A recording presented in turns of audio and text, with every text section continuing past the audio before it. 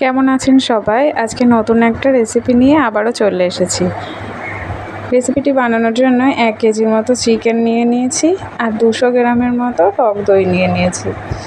এরপর লবণ, পরিমাণ মতো হলুদ দিয়ে আমি চিকেনটাকে ম্যারিনেট করে রাখবো কিছুক্ষণের জন্য।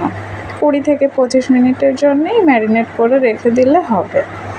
এরপর আমি সমস্ত মশলাপাতিগুলো রেডি করে নেব, ততক্ষণ চিকেনটা ম্যারিনেট হোক।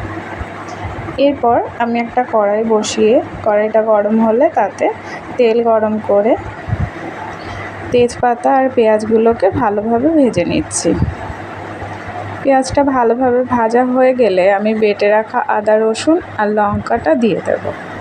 মশলাটা ভালোভাবে তেল ছেড়ে দিলে আমি ম্যারিনেট করে রাখা চিকেনগুলো দিয়ে ভালোভাবে কষতে থাকবো।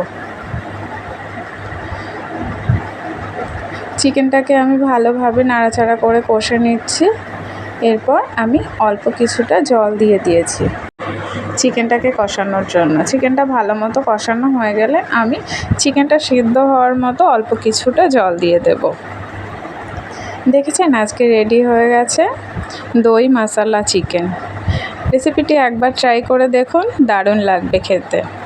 ভিডিওটি কেমন লাগলো কমেন্টে জানাবেন কিন্তু।